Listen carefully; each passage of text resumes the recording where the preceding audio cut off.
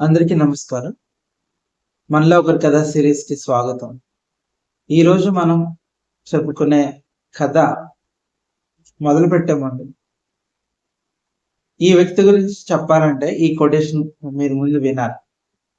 అదేంటంటే పశువుకింత గ్రాసం, మనిషికింత సాయం అనేది తన ఫిలాసఫీ అన్నమాట. చాలా మంది మనం చూస్తూ ఉంటాం స్కూల్‌లో కానీ, కాలేజీల్లో కానీ టాపర్‌గా ఉన్నవాళ్ళు వాళ్ళు గ్రో అవ్వడానికి స్వార్థంగా పక్కన వాళ్ళని పట్టించుకోరు. ఎందుకంటే ఏ విషయం చెప్పినా అవతల వాళ్ళు నేర్చేసుకుంటారు. తనకి మార్క్స్ తక్కువ వస్తాయేమో అనుకుంటారు చాలా మంది. కానీ ఈరోజు మనం చెప్పుకున్న వ్యక్తి అలాంటి వ్యక్తి కాదు. తనతో పాటు పక్కన ఉన్న వాళ్ళు కూడా ఎదగాలనుకుంటాడు. సో అలా ఎదగాలనుకున్న వ్యక్తి ఏం చేశాడు? తన లైఫ్‌లో ఎంత ఎత్తుకి ఎదిగాడు అనేదే ఈ వీడియో యొక్క ముఖ్య ఉద్దేశం. తన ఇన్స్పైరింగ్ జర్నీ మిమ్మల్ని అందరినీ ఇన్స్పైర్ చేస్తుందని మనస్ఫూర్తిగా ఆశిస్తూ ఇక మొదలు పెడదామా ఈ వీడియోని. Let's begin the show. మన కథలో మన hero the inspiring story of J సన్యాసి నాయుడు. ఈ సన్యాసి నాయుడు నాకు బీటెక్లో కెమికల్ ఇంజనీరింగ్లో నూజివీడ్లో చదువుతున్నప్పుడు పరిచయమైన వ్యక్తి. మా క్లాస్ అన్నమాట. అయితే మాలో చాలా మంది కెమికల్ ఇంజనీరింగ్ ఎందుకు తీసుకున్నామో మాకైతే తెలియదు. మా మార్క్స్ చాలా క్రైటీరియా బేస్ చేసుకుని మాకు ఈ బ్రాంచ్ ఇచ్చారు. అయితే మేబీ సన్యాసి నాయుడు అట్లా కాదు, తనకు నచ్చి తీసుకున్నాడు. ఎందుకంటే సన్యాసి నాయుడికి మ్యాథమెటిక్స్ చాలా బాగా వచ్చు అనమాట. చెప్పాలంటే తను చాలా పూర్ ఫ్యామిలీ వచ్చిన వ్యక్తి. చాలా వ్యవసాయాధారిత కుటుంబం అనమాట. తనది వచ్చేసి చీపురు వలస, విజయనగరం.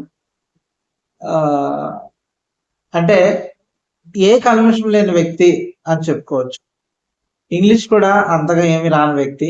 మా అందరిలాగే అందరూ తెలుగు మీడియం నుంచి వచ్చిన వాళ్ళే ట్రిపుల్ నూజివీడ్లో చాలా మంది.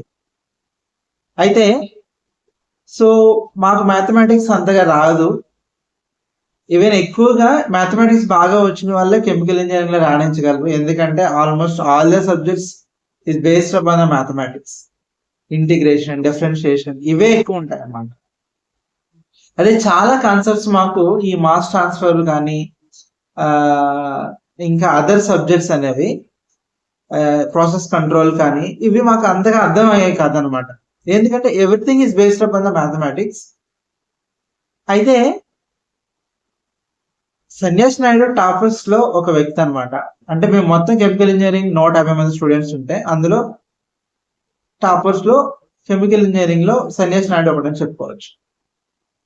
కానీ మేము ఏ ఎగ్జామ్ రాయాలైనా మా అందరి కోసం ఆలోచించేవాడు. మాకు మ్యాథమెటిక్స్ అంటే ఇంజనీరింగ్ మ్యాథమెటిక్స్ నేర్పించేవాడు. అలాగే తెలియని ఏవైనా కాన్సెప్ట్స్ ఉంటే తన ముందు మాకు ఎక్స్ప్లెయిన్ చేసేవాడు.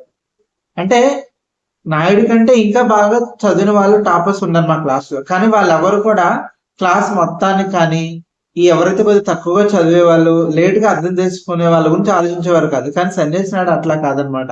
ఈచ్ అండ్ ఎవ్రీ కాన్సెప్ట్ మా కోసం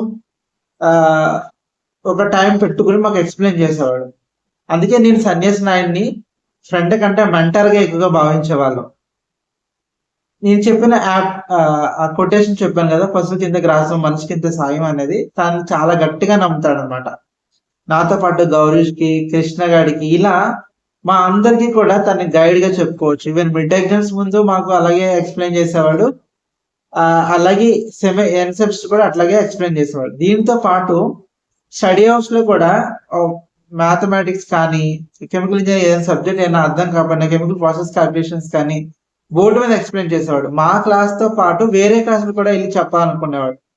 తను చాలా మంది ఏంట్రా బాబు వీడు ఇలా బిహేవ్ చేస్తాడు అనుకునేవారు. కానీ అంటే కల్మషం లేని వ్యక్తి అని చెప్పడానికి చెప్పుకోవచ్చు సన్యాసి నాయుడిని. ఎవరేమనుకుంటారని ఆలోచించేవాడు కాదు. తను తెలిసింది అందరికి చెప్పాలనుకునేవాడు. సన్యాసి నాయుడు అంటే మా టీచర్ అంటే మా ఫ్యాకల్టీ రుద్రం నాయుడికి, చింతయ్య నాయుడు గారికి చాలా ఇష్టం అనమాట. ఆ నాయుడు ఈ ప్రాబ్లం సాల్వ్ చేస్తావా అని అడిగేవారు. అంటే ఒక మేబీ ఆ నాయుడు అన్న పదం ఉన్నందుకు అతను ఇష్టపడేవారు. అట్ ద సేమ్ టైం తన నాలెడ్జ్ కూడా ఎవ్రీ ఫ్యాకల్టీకి నాయుడు అంటే ఒక ప్రత్యేకమైన భావన అంటూ ఉండేదన్నమాట. దాంతోపాటు అంటే అందరూ మేము కెమికల్ ఇంజనీర్స్ లోనే మేము అందరూ గేట్ ఎగ్జామ్ రాసిన వీఆర్ నాట్ క్వాలిఫైడ్, బట్ తను క్వాలిఫై అయ్యాడు. క్వాలిఫై అయిన తర్వాత అంటే చాలా మంది అనుకునేవారు నాయుడు ఖచ్చితంగా ఈ కోర్ ఇంజనీరింగ్ సబ్జెక్ట్స్ లోనే ఈ కోర్ కెమికల్ ఇంజనీరింగ్ సెటిల్ అవుతాడని అనుకునేవారు. తను అపార్ట్ ఫ్రమ్ ఎడ్యుకేషన్ తో పాటు సాంగ్స్ కూడా చాలా బాగా పాడేవాడు. అంటే చాలా సిగ్గు ఉండేది, కానీ ఏవైనా ఈవెంట్స్ వచ్చినప్పుడు డాన్స్ కానీ సాంగ్స్ కానీ పాడేవాడు. అయితే ఈ బీటెక్ అయిపోయిన తర్వాత చాలా మంది అనుకున్నారు నాయుడు ఖచ్చితంగా ఒక మంచి స్థాయికి ఎదుగుతాడు అని. అంటే ఇదంతా నేను ఎందుకు చెప్తున్నానంటే, అంటే మనం అనుకుంటూ ఉంటాం ఒక వ్యక్తి ఏ విధంగా అంచనా వేస్తూ ఉంటాం, కానీ రియల్ లైఫ్ లో అవన్నీ వర్కౌట్ కావన్నమాట. అనుకున్నవన్నీ జరగవు అంటారు కదా. సో తర్వాత మేము గేట్ ద్వారా వాడు ఆంధ్ర యూనివర్సిటీలో ఎంటెక్ జాయిన్ అయ్యాడు ఫెలోషిప్ ద్వారా. పీజీ సెట్ ద్వారా మేము ఎంటెక్ లో ఎంటెక్ జాయిన్ అయ్యాం ఆంధ్ర యూనివర్సిటీలో. అలా మళ్ళీ మేము ఎంటెక్ లో కూడా క్లాస్మేట్స్ అయ్యాం. అక్కడ కూడా సన్యాష్ నాయుడు, నేను, జులేఖ మా క్లాస్ నుంచి కెమికల్ ఇంజనీరింగ్ లో ఎంటెక్ ఒకే స్పెషలైజేషన్ అనమాట. అప్పుడు కూడా మా అందరికి తనే సబ్జెక్ట్స్ ఎక్స్ప్లెయిన్ చేసేవాడు. కానీ వాడికి వాళ్ళ ఫ్యామిలీకి ఎంతో సపోర్ట్ చేయాలని ఉండేది. వాళ్ళ ఫ్యామిలీ పూర్తిగా వ్యవసాయం, అలాగే కూలి పని చేసుకునే వాళ్ళు అనమాట. వాళ్ళని ఎప్పుడు విడిపోవాలని అనుకునేవాడు కాదు. అలాగే వాళ్ళ ఇంటి పక్కన ఉన్న పిల్లల గురించి కూడా ఎప్పుడు ఆలోచిస్తూ ఉండేవాడు. నేను ఏదైనా ఊరు వెళ్ళిపోతే వాళ్ళని ఎవరు పట్టించుకుంటారు అని అనుకునేవాడు. తర్వాత చాలా హెల్త్ ఇష్యూస్ కూడా ఉండేవి వాడికి, ఎక్కువగా బ్యాక్ పెయిన్ అని ఉండేది. దానివల్ల వాడు ఎంటెక్ అయిన తర్వాత కొన్ని రోజులు ఇంటికే పరిమితం అయ్యాడు అనమాట. ఆపరేషన్స్ కూడా జరిగాయి. దానివల్ల ఫర్దర్ గా తను ఇంక ఈ కోర్ వైపు చూడలేదన్నమాట. అలా గ్యాప్ వచ్చిన తర్వాత తను ఒక శ్రీ భారతి విజయ భారతి స్కూల్ అనుకుంటా, నాకు అంత గుర్తుగా లేదు, అక్కడ ఫిజిక్స్ లెక్చర్ గా జాయిన్ అయ్యాడు. అలా తన కెరీర్ ని స్టార్ట్ చేశాడు మళ్ళీ. సో ఇప్పుడు తను almost like what we are earning అనే దాంతో పాటు ఈక్వల్ గానే వాడు సంపాదిస్తున్నాడు. స్కూల్ లెక్చరర్ ఫిజిక్స్ అయినప్పటికీ తనతో పాటు 2-3 ట్యూషన్స్ చెప్తున్నాడు. Almost like 60,000 to 70,000 he's earning now. అంటే ఇంటి దగ్గర నుంచే వెళ్తూనే ఈ డబ్బులు సంపాదిస్తూనే వాడు ఇల్లు కట్టాడు, అలాగే ఇప్పుడు పెళ్లి కూడా చేసుకున్నాడు అనమాట.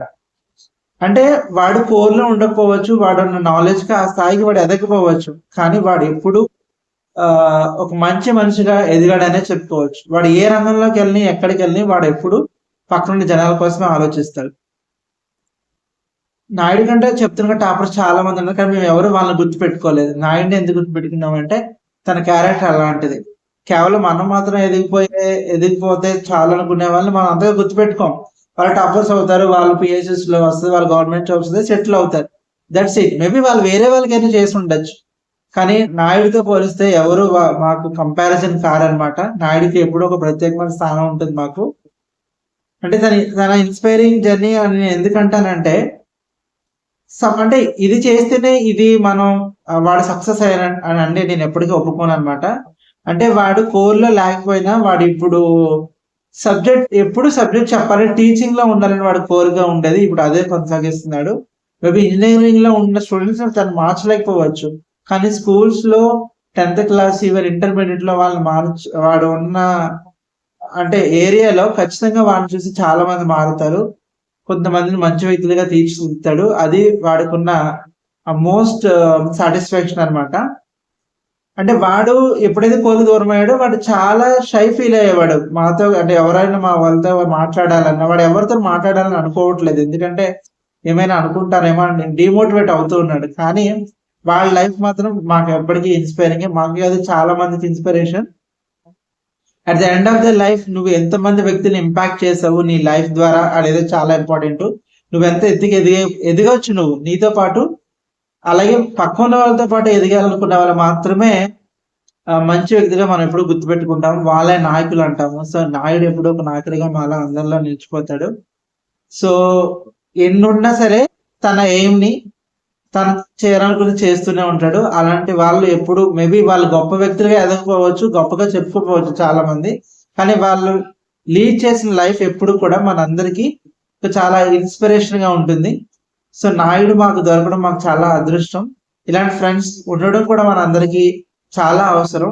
అలాంటి వాళ్ళని ఎప్పుడు వదులుకోవద్దు. అందుకే నాయుడు మ్యారేజ్కి వెళ్ళాలని అనుకున్నాను. మ్యారేజ్కి అటెండ్ అయ్యాను. సో ఐఎమ్ సో హ్యాపీ అనమాట. సో నాయుడుకు ఇంకా మంచిగా ఇలాంటి పనులు చేయాలని, వాడు ఎక్కడున్నా కూడా వాడు అనుకుని సాధించాలని, సంతోషంగా ఉండాలని, వాడి లైఫ్ జర్నీ మన అందరికీ ఒక ఇన్స్పైరింగ్ జర్నీ కావాలని మనస్ఫూర్తిగా కోరుకుంటూ ఇలాంటి ఎపిసోడ్స్ తో మళ్ళీ కలుద్దాం. ఇది మనలో ఒకరి కథ.